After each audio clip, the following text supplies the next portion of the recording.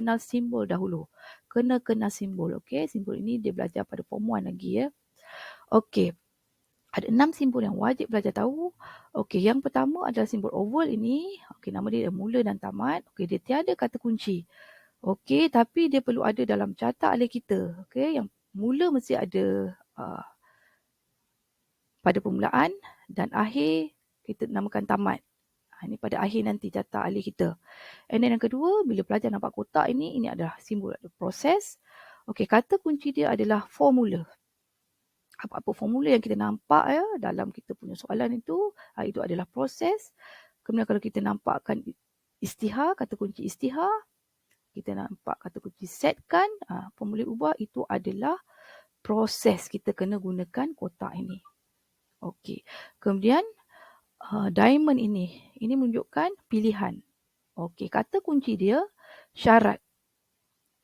Bila kita nampak syarat, bila kita nampak ada pilihan yang user kena buat, and then kita nampak kategori, okay, dalam soalan kita. And then yang seterusnya adalah aliran. Arrow ni, aliran. Okay, aliran ni ya atau tidak pada pilihan. Dia akan menentukanlah. Kita guna pada diamond ini, untuk kita touchkan antara simbol-simbol ini, kita guna aliran. Kalau diamond ini dia perlu ada ya atau tidak. Kita kena labelkan. Ni kita belajar paling basic dia kena buatlah. Tahu. And then yang ini circle ni adalah simbol untuk penyambung lah. Okay. And then dia tak ada kata kunci lah. And then yang last sekali, simbol macam ni, dia ada kotak tapi kat sini ada garisan selari. Ini mewakili simbol input dan simbol output. Okay, tetapi bila input, kata kunci dia masukkan. Bila kita nampak masukkan atau kita nampak dalam ayat itu input, itu menunjukkan simbol ni lah. Output, bila kita nampak papa, kita nampak cetak, kita nampak output digunakan, and then kita nampak kata kunci hasil, itu merupakan output lah. Kita guna simbol ini. Okay. Pelajar kena kenal ini dahulu. Bila dia kenal, baru kita pergi ke syarat yang kedua adalah kenal struktur kawalan. Okay. Struktur kawalan ini yang paling basic sekali. Saya nak kenakan 5 ni lah. Struktur kawalan jujukan. Ini adalah yang paling basic.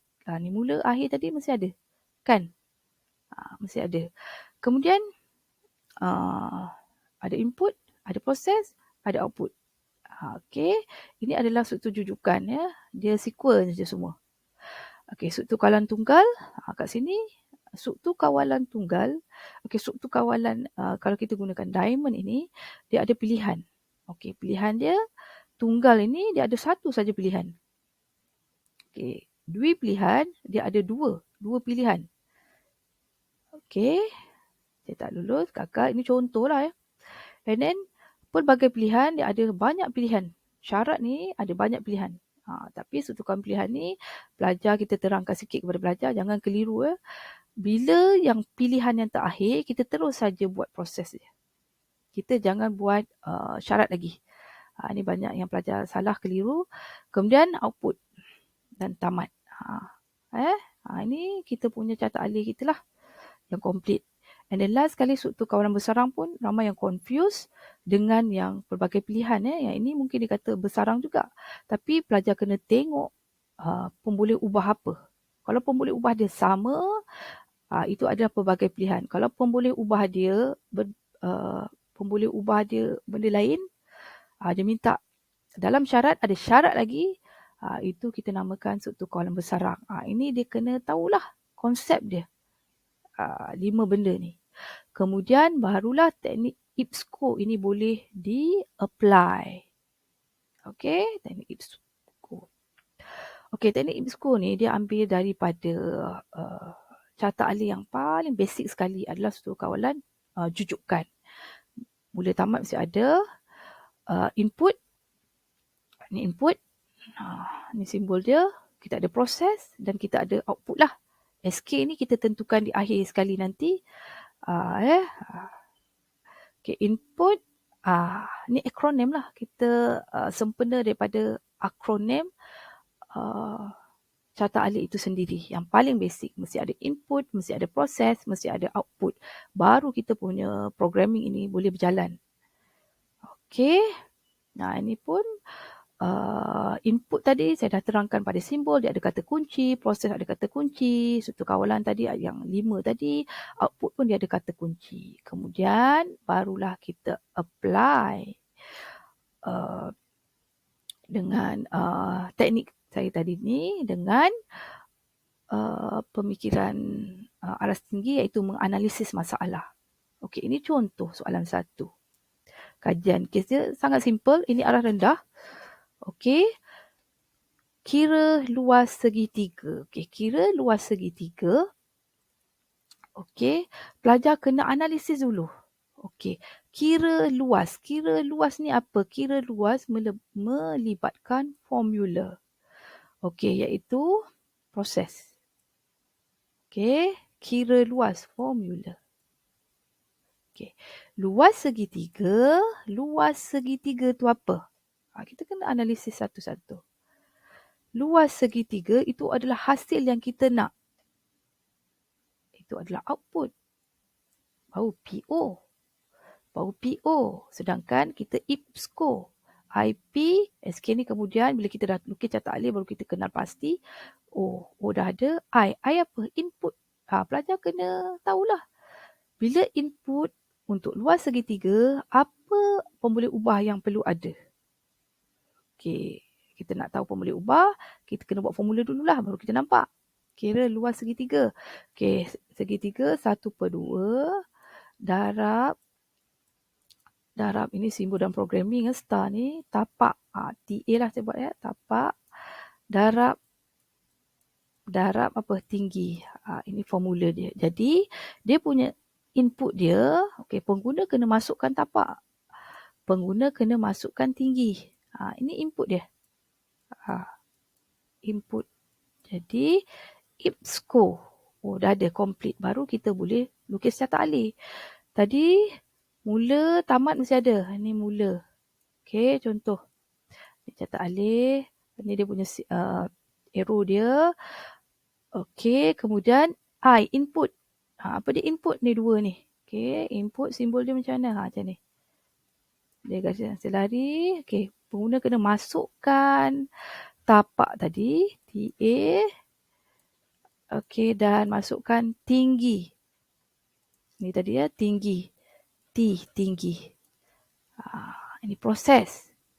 Okey, struktur kawalan bila kita dah lukis baru kita tahulah. Bila ada proses, okey. Input. IPSCO. Ni bukan proses ya. Ini adalah input. Ni kena selari ni.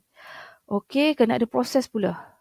Untuk kita, dia kira lah. Ni proses.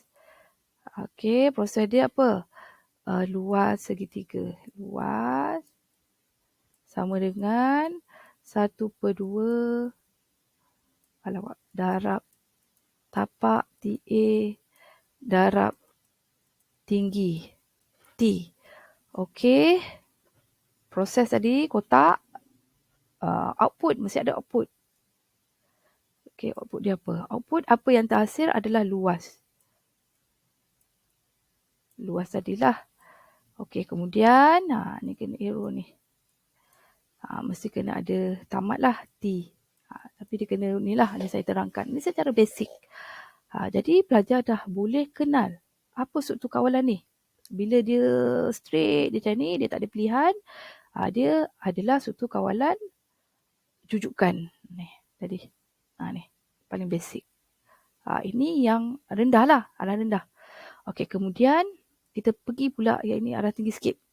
Tengok ni. Ni daripada kajian kes ini, kita kena analisis dulu. Mengikut kata kunci. Contoh, anda diminta untuk membangunkan atau cara yang memaparkan. Okey, memaparkan tadi itu adalah output. Apa dia? Paparkan apa? Jumlah kalori. Okey, berdasarkan kepada jantina dan umur. Jantina ni apa? Umur ni apa? Kita kena fikir. Ini apa? Okey, di sini kita ada kategori. Tadi kategori itu melibatkan apa? Simbol apa? Diamond tadi. Alamak. Diamond. Okey. Okey, di sini ada kategori lelaki perempuan. Kemudian dia ada pilihan pula. Okey, 13 hingga 15 tahun. Apa kalori dia apa? Yang ini apa? Umur sekian, apa kalori dia? Ni apa kalori? So, kita gunakan teknik IPSCO tadi. IPSKO tadi. Kita akan mula melukis carta alih kita. Okey. Okey, so itu saja penerangan saya untuk teknik IPSCO ini. Okey.